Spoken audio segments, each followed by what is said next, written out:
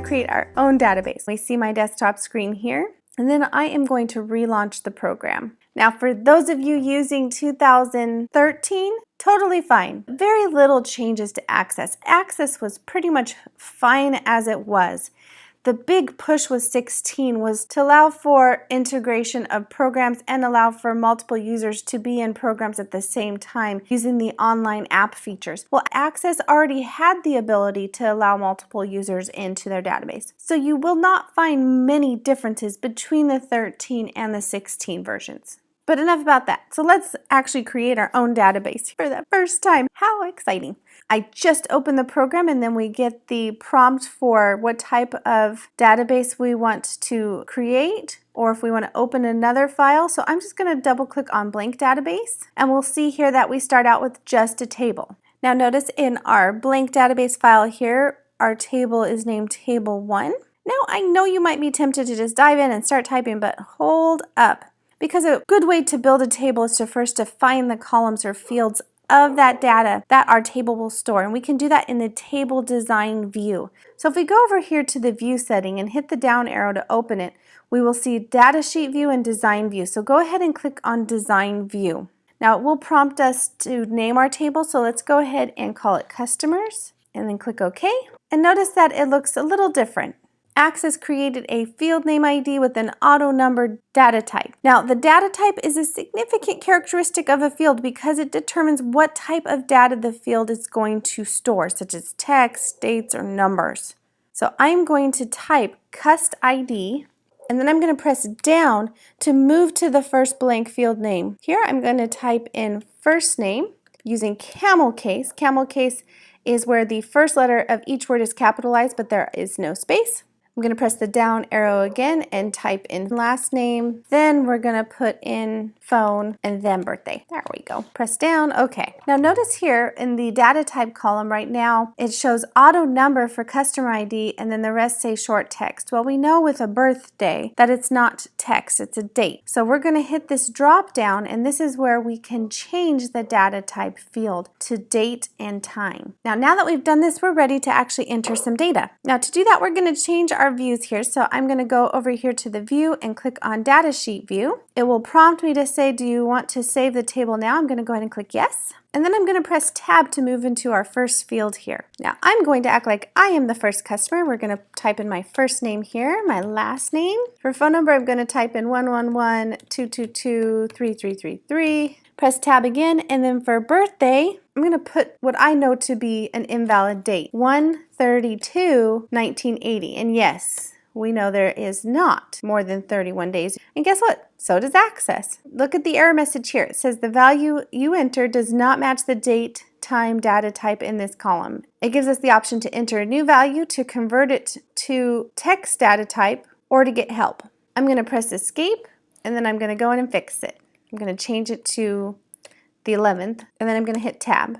So there we go. We have our first record. Now I'm going to just create a couple more. So now that I've added a few more sample records, I'm going to go ahead and right-click this tab here, and then I'm going to click close to close this table. Notice here, although we closed it, we still see it here on the left in our overall database. Now let's talk a little bit more about data types. So we looked at birthday. We saw short text. Just know that there's also long text, comment or a note. We would want to use that. There's number, there's currency, so a monetary value. There's auto number, which would sequentially put things in order. There's yes, no, so only 2 values. There's OLE, which is object linking and embedding. We'd use that if we were embedding objects such as an Excel spreadsheet or a Word document. There's a hyperlink, which is a web or email address, an attachment, so an external file. Calculated, which is a calculated field based on other fields in the table, and then lookup wizard. And the lookup wizard helps you set up lookup properties which display a drop-down list of values for the field. If we use it, the final data type for the field is either short text or a number, depending on the values in the drop-down list. So we've created our database and our first table, so now we need to create a new related table to build a relational database. This is where the magic happens. Now, creating a table consists of a few essential tasks. We first have to define the fields of the table, select an appropriate data type for each field, name the table, and determine how the table will participate in the relational database. So let's go ahead and click on this Create tab up here in our ribbon, And then we're going to click on the Table Design button in the Tables group, which is right here. Now I'm going to type a few field names here, comment ID, and I encourage you not to just watch this video, but give this a shot yourself. And there we go. So I created 4 field names and then I assigned 4 different data types to them. Notice I use auto number, long text, and number this time.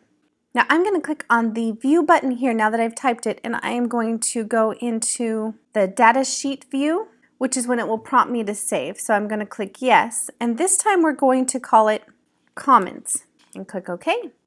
Now notice this time when we saved, now we get this dialog box popping up telling us that there is not a primary key defined, and it's asking us if we want to create a primary key now. At this point we're going to go ahead and say no, and notice once we clicked no, we have our table here now. So all the fields we created are along the top here, and then each one of these individual fields have the data type set for them as we identified when we were building our table.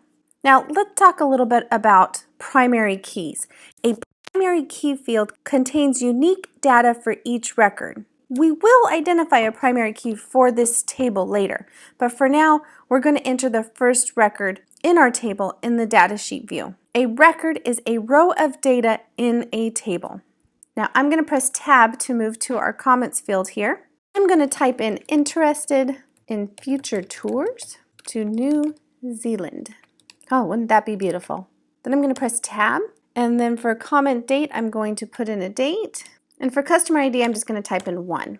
Now remember, in the other table created we also had a customer ID column, so that's how I'm going to connect the two or relate the two.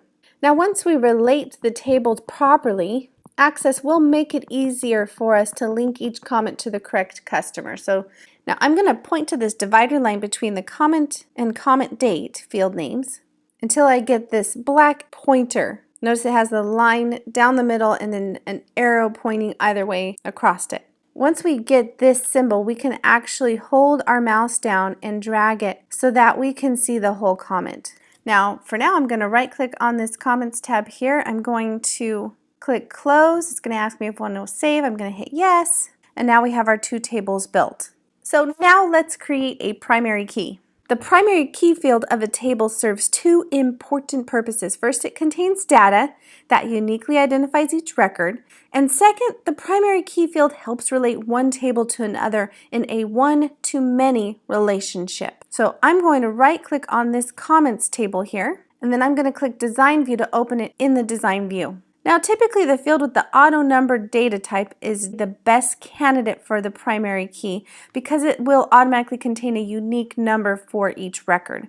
So I'm here in the comment ID field, and then I'm going to click on the primary key button in the tools group. So notice here is our tools group here. Here's our primary key button. I'm going to click on it, and we will notice now here, look, there's a little key. I know it's hard to see, but there's a key here in the corner showing that we have just marked this as our primary key. Now I'm going to right click on this tab and close it because our job is done here. I'm going to click yes to save, and now I'm going to right click on the customers table and open that in design view as well. Now notice we didn't have to go in and identify the primary key here. It automatically updated the customer ID as a primary key on this table when we did it on the first table. Now, so I'm going to right click on this to close it. And we didn't make any changes, so it didn't prompt me to save. So now that we're sure that each table in our database has an appropriate primary key, we're ready to link the tables. We're going to connect these tables in a one-to-many relationship so that we can enjoy the benefits of a relational database. One-to-many relationship between 2 tables simply means that one record from the first table is related to many records in the second table. We use a common field name to make this connection. In this case, our customer ID. The common field is always the primary key field in the table on the one side of the relationship. So with this particular database, I want to identify which customer is related to each comment so that I can keep track of those comments. I'm going to click on the Database Tools tab here, and then I'm going to click on this Relationships button here in the Relationships group. It opens up our Show Table dialog box, and then I'm going to double click here on Customers, double click on Comments, and then I'm going to click on Add. Now to create a relationship between these two field lists, I'm going to drag this customer ID field here and drop it over here. And notice it triggers our edit relationship dialog box. Now before we click create, let's talk about referential integrity. Notice this checkbox here that says enforce referential integrity. Referential integrity is a set of access rules that governs data entry. It helps us ensure data integrity. So let's go ahead and check that box. And notice down here it says relationship type one-to-many, perfect. And we notice here now that we see a one-to-many line link appear. So see the little number 1, and then we see this infinity symbol here, which represents many. This many side is called the foreign key field. They are officially a relationship item. Best of luck to them. Hashtag relationship goals.